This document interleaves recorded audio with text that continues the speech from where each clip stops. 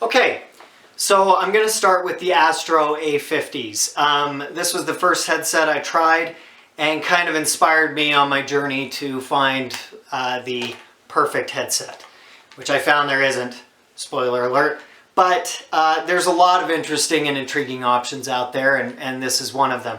So let's start with, Astro as a company real quick. They have actually been purchased by Skullcandy, which is a Utah company. Makes headsets. I believe Skullcandy was just purchased, so I have no idea who owns Astro anymore. That's something to take in consideration, and one of the reasons I bring it up. Their support was still responsive when I was talking to them. In fact, their support was able to respond, let's see, took about 24 hours to get a response via email from them. So it hasn't killed their support, but that might be a concern moving forward. I've seen so many companies after an acquisition just fall on their face when it comes to customer support, customer service of previous products, etc. So, I don't want to bash on them yet because this is purely hypothetical. My experience was good with support. I want to make that clear. However, just keep that in mind. Let's go over a few things with these headphones first. I'm not going to go over the specs. I will try to list that in the either the description or do some sort of blog post to give you that information if you need it. We'll go over setup first. So to set these headphones up, you have a little receiver transmitter box that you plug in. In my case, I had an optical out on my computer sound card and went ahead and used that, and it worked well. I didn't have any problems setting it up out of the box. A few things that were a little weird though is how the equalizer works on this. I still haven't figured it out. And I'd like to think I'm decently intelligent, but maybe I am just an idiot. It's got 3 equalizer settings here. I'll try to show these just a little bit. So you just click this switch here to switch your equalizer. But then it also has these buttons here on the side that adjust your either voice or game, right? Okay. It doesn't seem, I don't know what that means, because on some things, adjusting to voice or game would bring the optical in and out. Sometimes it was bringing the USB driver audio in and out. It was very hard to figure out, so that's one complaint with the setup. Other than that, the setup was very straightforward. It has just default Windows drivers. There's really not any specific driver suite to speak of, which is a pro and a con. The pro is obviously it's just very easy to set up. The con is there's not much customization whatsoever on a software level. It all has to be done on the headset. And so if the controls are confusing, I'm not quite sure what they were thinking with that. Now, one other thing is this is first gen, so, maybe they've improved that by now. I'd love maybe to look at another generation of this, but I could not find any in stock in the time frame that I wanted at any of the stores I was looking at. So, that's something to look at. The volume is down here. I actually really like the action of the volume. It's a nice rubber wheel that works well. It uses mini USB to charge. Mini USB is not used on many things nowadays. Most phones charge with micro USB or things like that. So yeah, that's actually a downside on the charging. Not a huge one, but it is a downside. It has a little jack up here that I believe is 2.5 millimeter. I think the Xbox uses that. I'm not a console gamer, so I'm not a great resource on that. I did test this on my Xbox One that I use once in a while for gaming, but I just used the optical jack and didn't do any voice chat. So if you need to use this as a voice headset for your Xbox or PlayStation, do some more research on that. I unfortunately don't. I'm not going into those waters because I don't own a PS4. I don't do the online play on Xbox at all. So I'm not a good resource on that. So as far as comfort goes, these do have a closed back design. So they do block out a decent amount of sound, though it's not complete sound isolation. That may be something that you want or don't want. Just keep that in mind. Doesn't isolate the sound well. The feel, I actually like the feel pretty well. After wearing these for a long time, I found that they kind of wore on me a little bit. Yeah, so especially on the top of my head, I felt a lot of pressure after really long gaming sessions. I wore these for probably about 2 to 3 days straight of gaming, probably about 6 hours a day of gaming during that time. And the biggest, my biggest complaints were a lot of pressure on the head after a while, and the cups felt a little itchy. They kind of have a microfiber fleece material. I want to say this is more on the fleece side than microfiber side, by the way. It feels like an older material compared to what everyone's making headphone cups, the cushions out of nowadays. So just keep that in mind. The mic boom I thought was nice and not very intrusive. You can't really adjust it too much. There is a little bit of adjustment to it, but not a lot. I found to pick up your voice, you don't need to adjust it much, so I don't really see that as a huge downside. This does mute when you lift it up, which I really love. I wish more headphones would do that because it really does help. It's just a simple, easy, intuitive way to mute your microphone, right?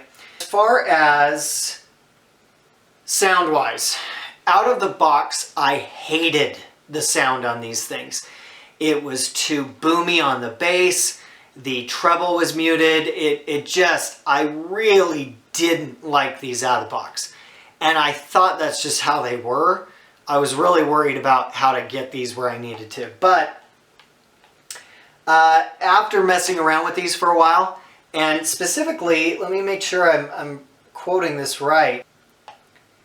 Yeah, if I put it on voice to maximum on the EQ settings, and when you hold down the voice, it'll beep twice once you reach the maximum on whatever side you're holding down here. So on this, when I was holding down voice to maximum, it would beep twice, beep, beep, and you were on maximum voice on the balance. Once I did that, all of a sudden things started sounding 100% better. 100% better for gaming. So what's the game equalizer setting? I don't know. I don't know if Astro knows, because I looked at their manual and I cannot figure out what this is for. This switch is supposed to be the equalizer between basic, I think, gaming and pro, right? And that made very little difference in what I was doing. What made the biggest difference was maximizing voice, and then all of a sudden everything started sounding better. The bass was still powerful, but at least treble was coming through now. I can't explain it. It was weird. I didn't like it. If you can't tell, I'm really annoyed with how they set that up. This is first gen. Maybe they fixed it in second, or I think third gen is coming out soon.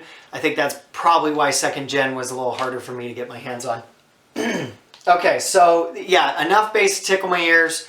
The Dolby 5.1 decoder was very good. When I was watching Avengers on there, it was awesome. I felt like I was hearing positional audio decently. Again, it's just 2 speakers, so it has to virtualize that to a certain extent, but we also only have 2 ears, so in theory, it should be able to virtualize that pretty well if it processes the sound correctly, right?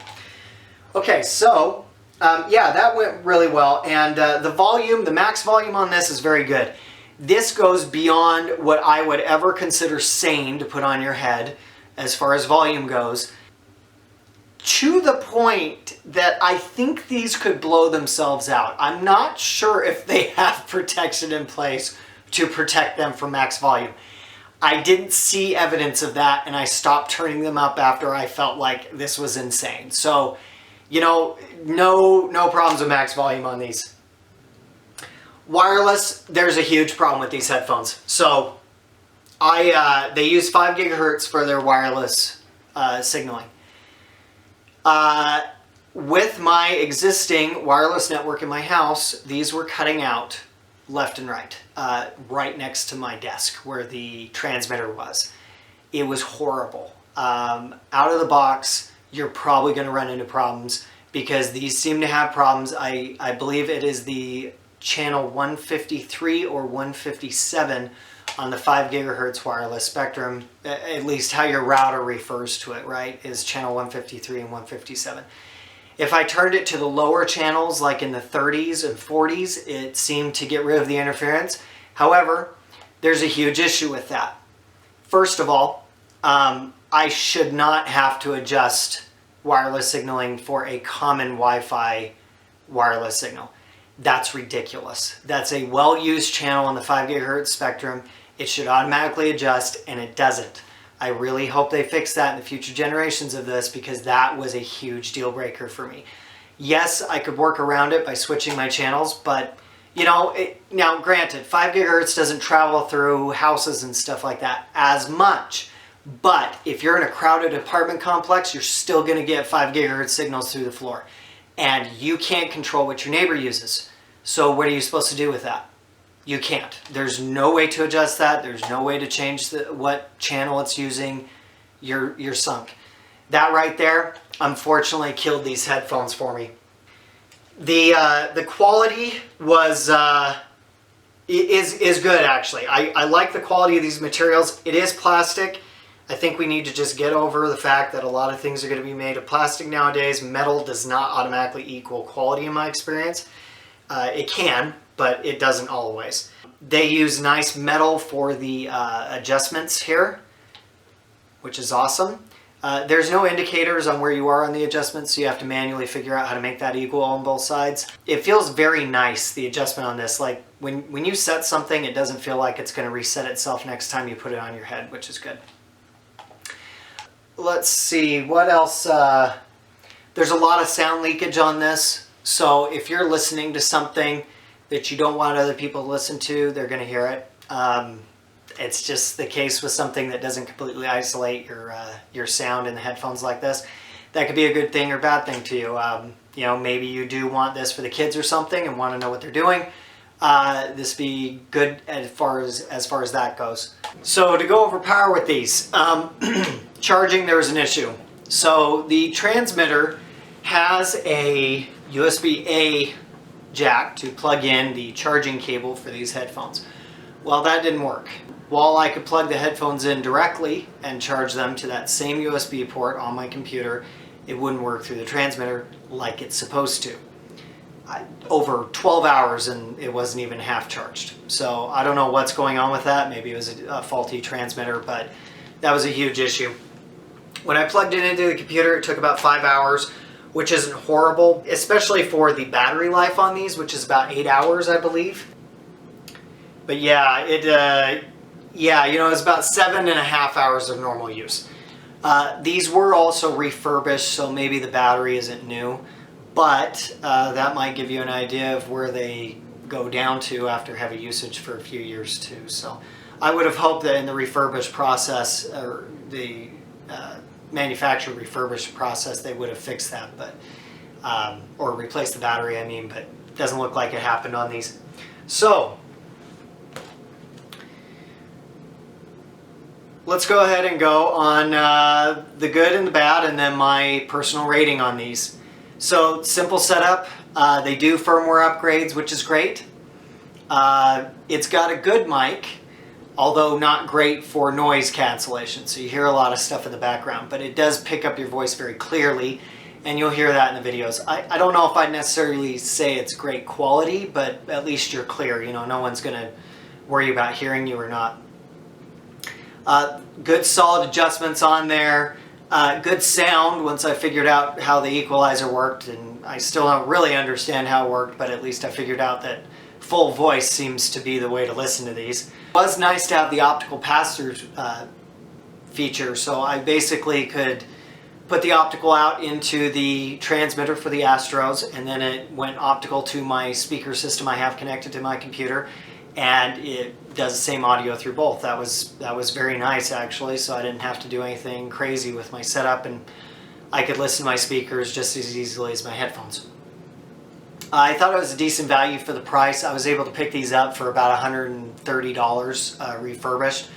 So it's a decent value if it didn't have some of these game-breaking problems with it. The headphone stand that they include in the box is awesome, and you'll see that in the unboxing video.